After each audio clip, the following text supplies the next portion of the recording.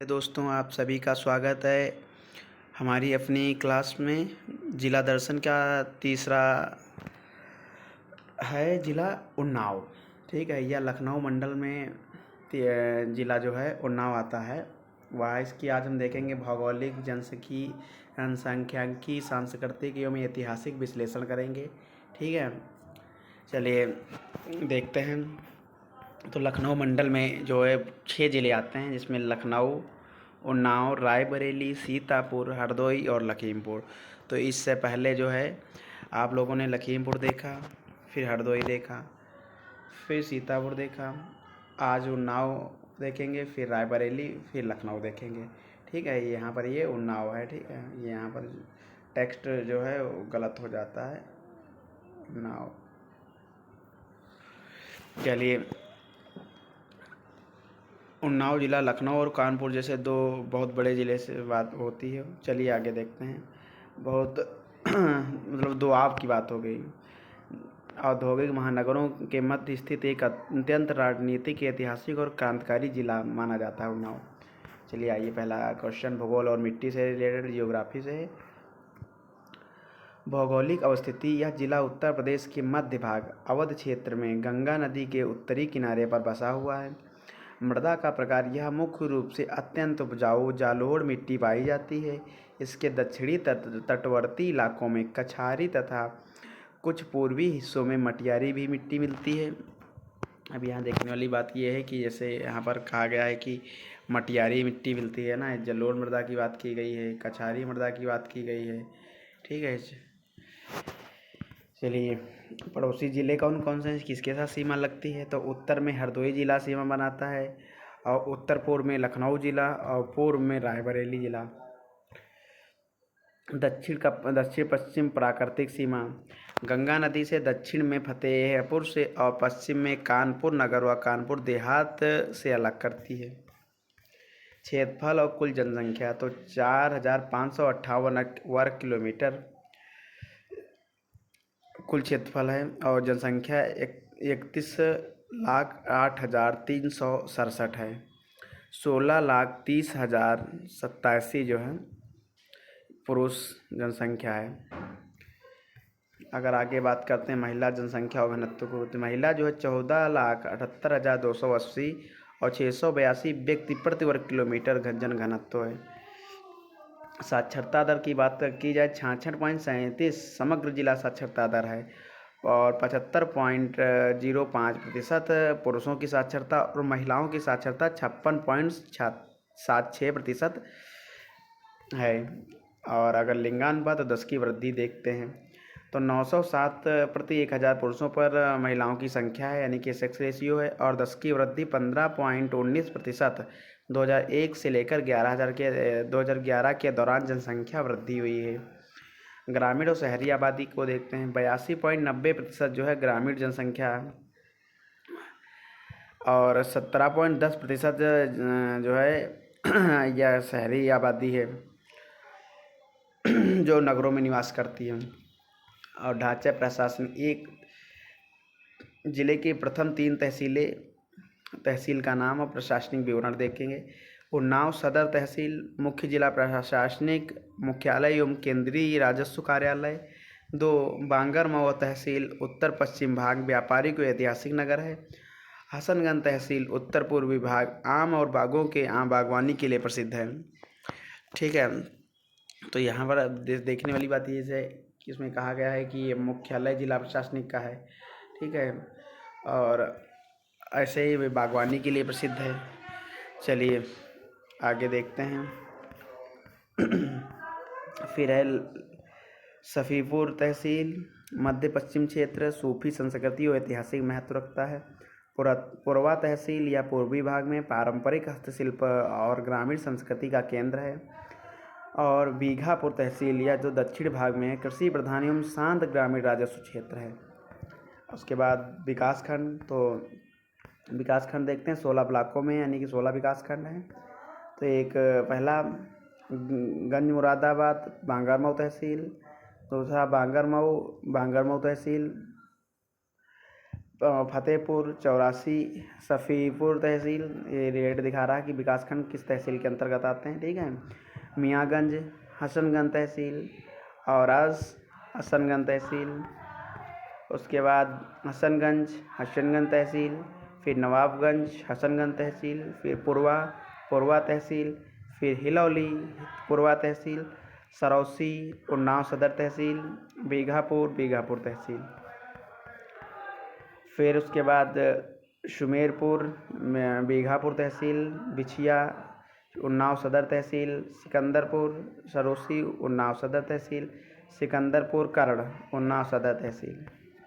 अगर राजनीतिक स्थिति देखी जाए तो लोकसभा सीट एक है उन्नाव लोकसभा क्षेत्र, पूरे जनपद का प्रतिनिधित्व करने वाली एकल संसदीय सीट है।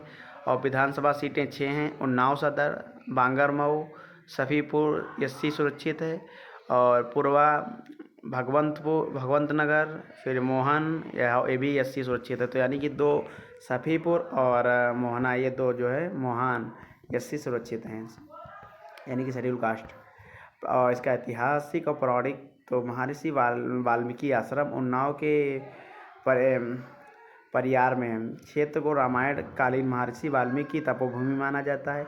लव कुश की भूमि, यानी कि मान्यताओं के अनुसार इसी स्थान पर लव और कुश ने भगवान श्री राम के अश्वमेध यज्ञ के घोड़े को रोककर अयोध्या की सेना को पराजित किया तथा माता सीता का निर्वासन काल भी यहीं बीता था।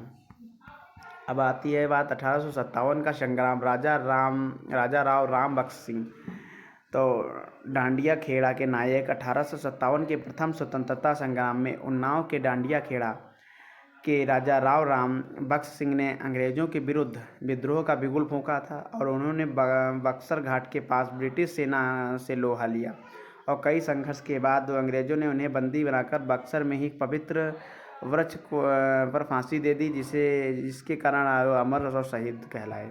ठीक है, उन्होंने बहुत ही वीरता के साथ जो है युद्ध किया था। अब आती भाषा, शैली और लोक संस्कृति।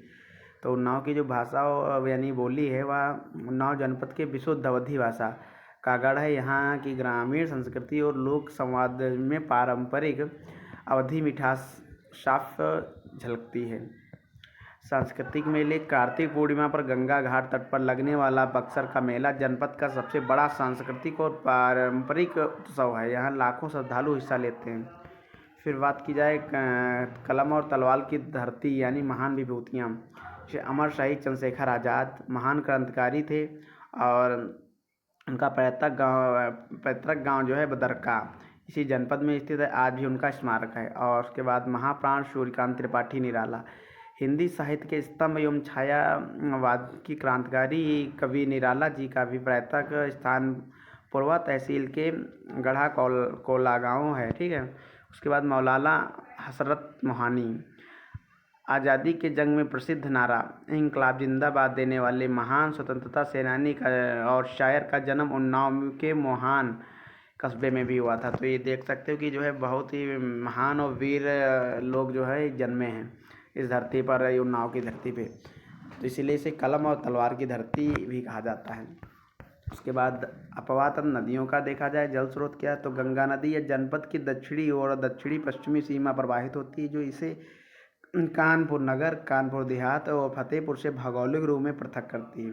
फिर उसके बाद आती है शाही नदी, है ना। ये हो गई गंगा नदी। फिर ये शाही नदी।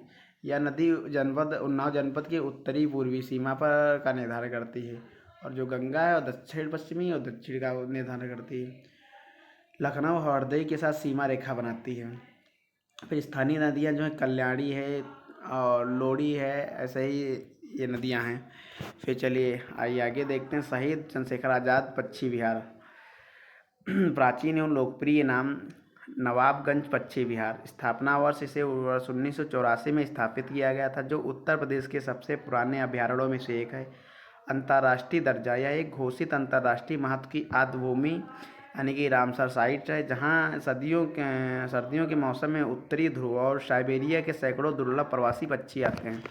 रामसर साइट है, ईरान में एक स्थल है, उसी के नाम पर वहाँ पर जो है सम्मेलन हुआ था, उसी के नाम पर रामसर नाम पड़ा। ठीक है, चलिए आगे देखते हैं। आर्थिक परिदृश्य एवं प्रमुख उद्योग कौन से हैं तो विश्व प्रसिद्ध चमड़ा उद्योग, अब ये देखने वाली बात है कि विश्व प्रसिद्ध चमड़ा उद्योग, चमड़ा का शोधन भी होता है। उन्नाव का मगरवाड़ा और बंदर तथा उच्च गुणवत्ता वाले लेदर प्रोडक्ट्स, जूते, जैकेट के भी निर्माण होते हैं। कृषि व्यवस्था में धान होता है, गेहूँ, मक्का, आलू, तिलहन मुख्य फसलें हैं ना।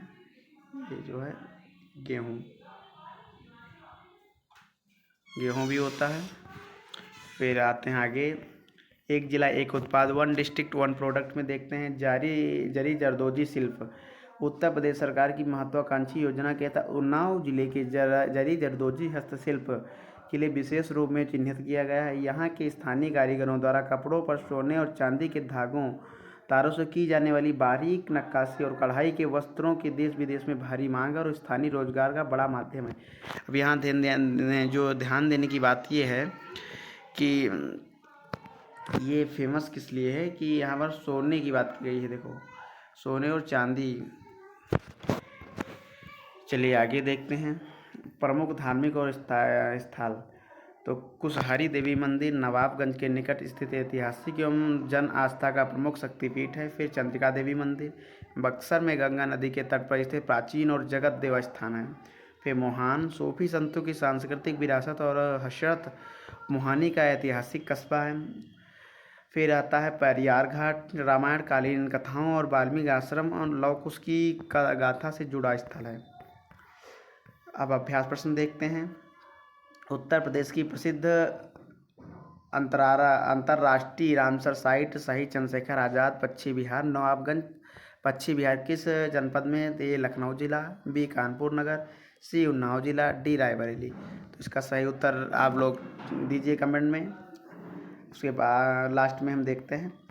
फिर आता है जो है दूसरा MCQ, उत्तर प्रदेश सरकार की एक जिला एक उत्पाद योजना के तहत उन्नाव जनपद को किस शिल्प के लिए चुना गया? ए चमड़ा उद्योग, बी जरी जरदोजी हस्तशिल्प, सी काष्ठ शिल्प, सी डी चिकनकारी वस्त्र उद्योग। ठीक है, ये ऐसे क्वेश्चन रिलेट करते हैं, ऐसे बन सकते हैं। ठीक है, देख लीजिए।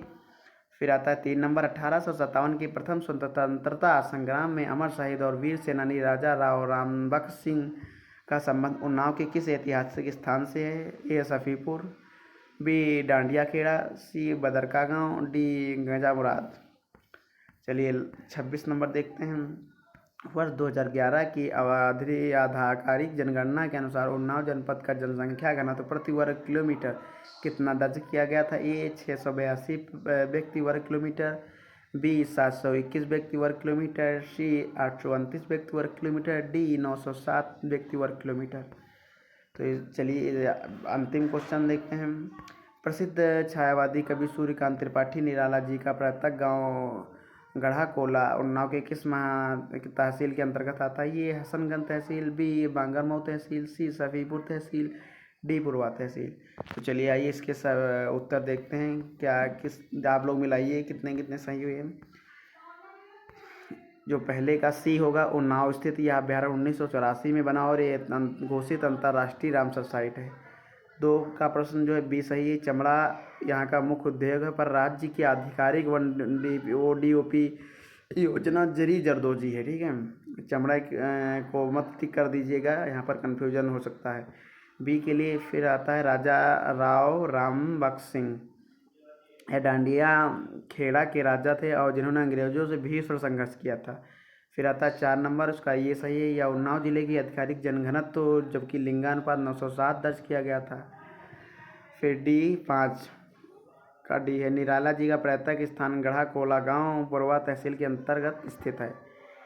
ठीक है दोस्तों, मिलते हैं नेक्स्ट एपिसोड में। जय हिंद।